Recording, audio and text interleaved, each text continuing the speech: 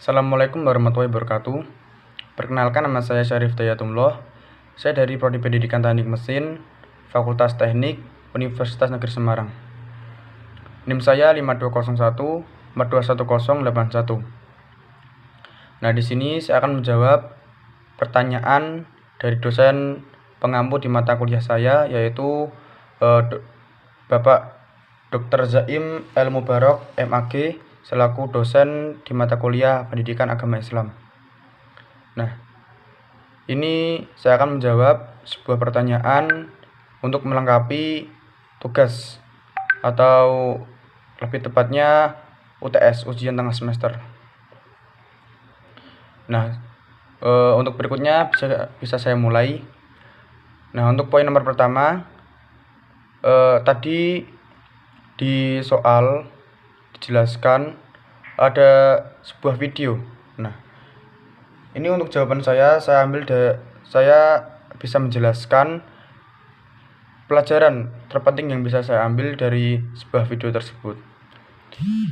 Yang dapat saya ambil dari video tersebut yaitu yang pertama, video tersebut menjelaskan tentang ijtihad sebagai sumber hukum Islam yang ketiga. Nah, tadi di situ ada sebuah contoh hadis. Nah, hadis itu diriwayatkan oleh Imam Tirmidzi. Yang di situ Imam Tirmidzi meriwayatkan sebuah hadis dari permasalahan yang dihadapi oleh Mu'az selaku orang dalam hadis tersebut, yaitu Mu'az menjawab pertanyaan yang diberikan kepadanya, menurut saya itu dengan runtut sekali dan lebih tepat dan lebih baik.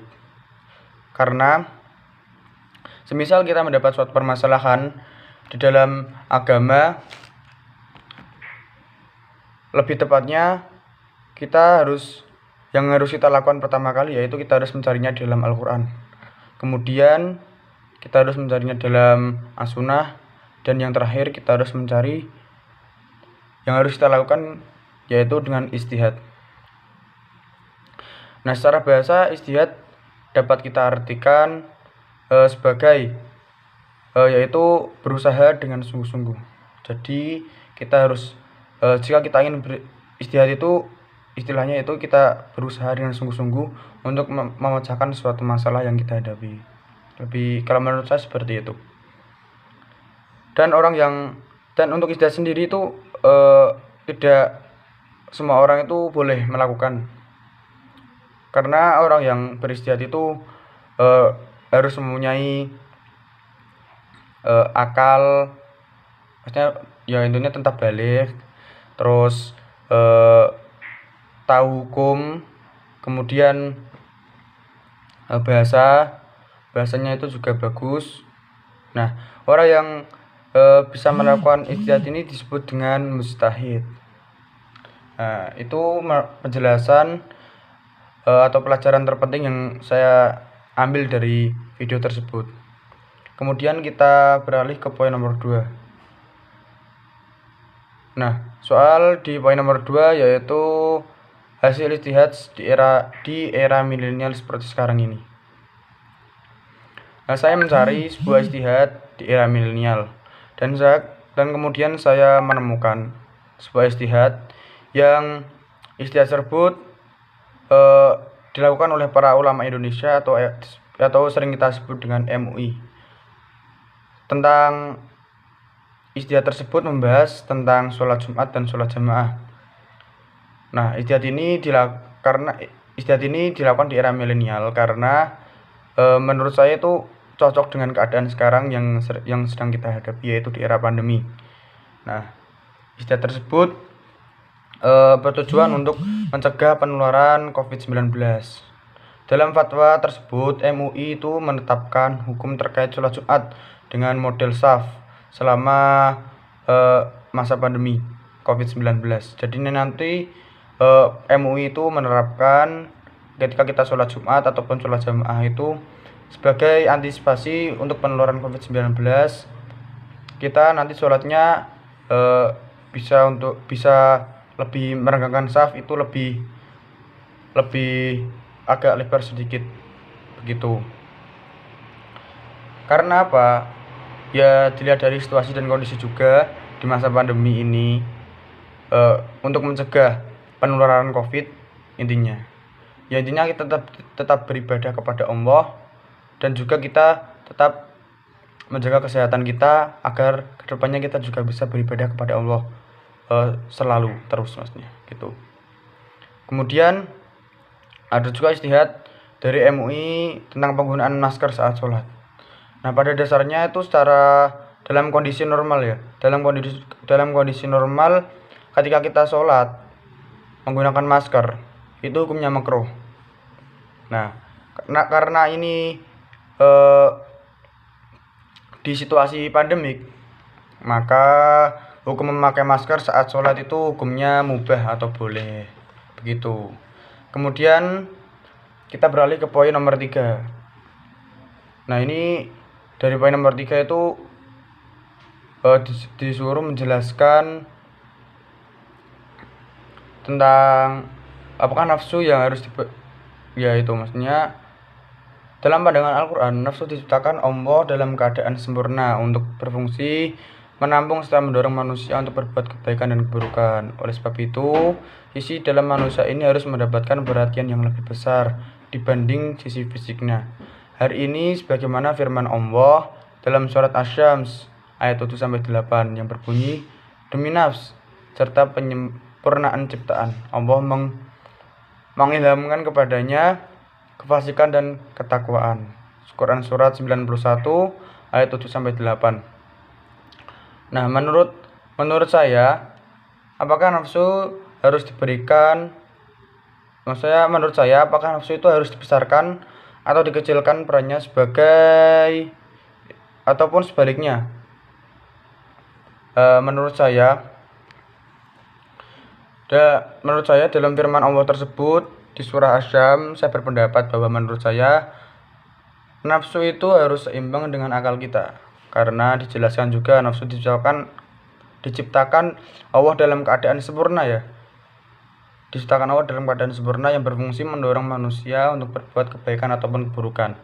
Jadi jika akal kita dan nafsu kita seimbang, kita bakal bisa mengontrol kita untuk selalu berbuat baik ataupun berbuat buruk begitu.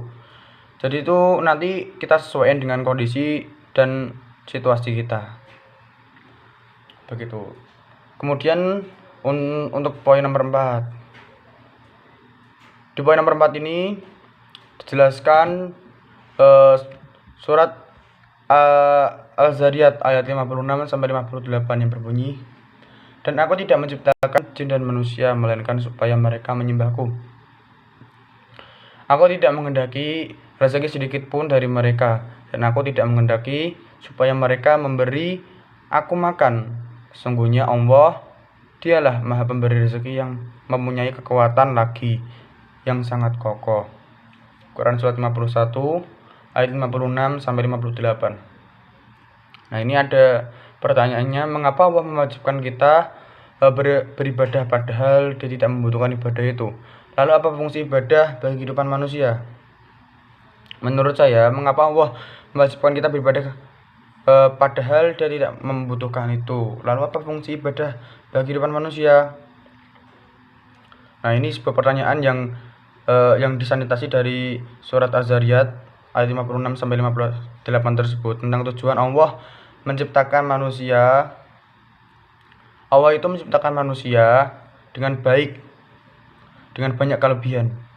Manusia itu dibekali akal dan pikiran sehingga mampu untuk membedakan mana yang baik dan mana yang buruk. Jadi pengertian ibadah itu upaya mendekatkan diri kita kepada Sang Pencipta, yaitu Allah. Dan mengapa Allah mewajibkan kita beribadah padahal dia tidak membutuhkan?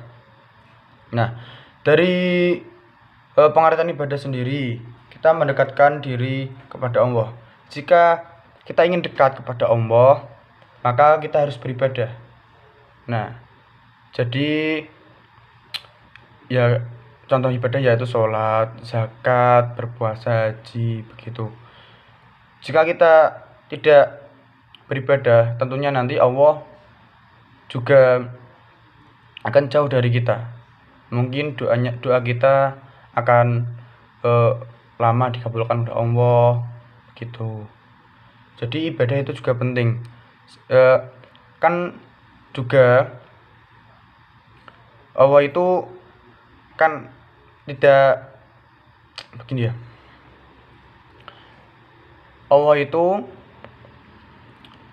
itu tidak membutuhkan kita, tapi kita yang membutuhkan Allah. Jadi jika kita butuh Allah, maka kita harus beribadah kepadanya. Tidak harus menyuruh Allah, tidak harus Allah itu menyuruh kita untuk ayo kita beribadah, itu enggak. Tapi kita harus sadar karena kita butuh Allah, gitu. Nah, fungsi ibadah bagi kehidupan manusia. Tentu saja fungsinya itu dalam hal kebaikan banyak sekali. Ya tadi kita dapat bisa bersedekah, kita bisa kita sama muslim bisa toleransi juga, gitu. Karena ibadah itu kan juga ada banyak, ada berpuasa juga, sholat, haji, tentunya manfaatnya juga banyak, begitu. Ya kurang lebihnya begitu dari penjelasan saya di poin nomor 4. Kemudian kita pindah ke poin nomor 5.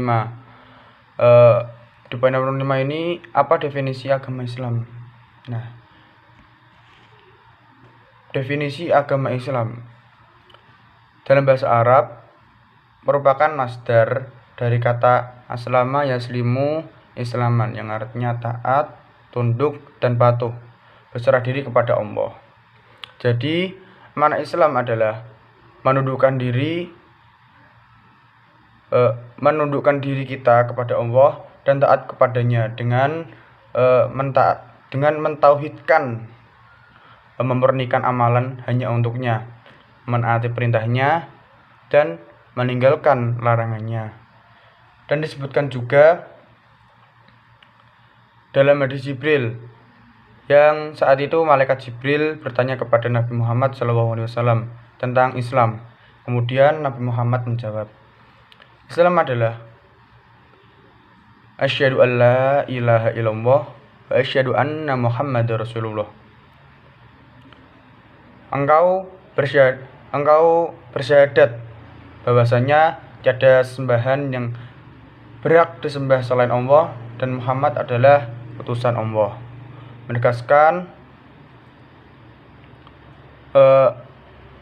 Menegaskan lagi untuk sholat 5 waktu, menunaikan zakat, puasa, dan melaksanakan haji ke Baitullah bagi yang mampu.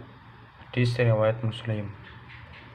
Nah, itu tadi penjelasan saya mengenai di poin nomor 5. Mungkin sudah cukup tentang pertanyaan dan jawaban yang saya berikan.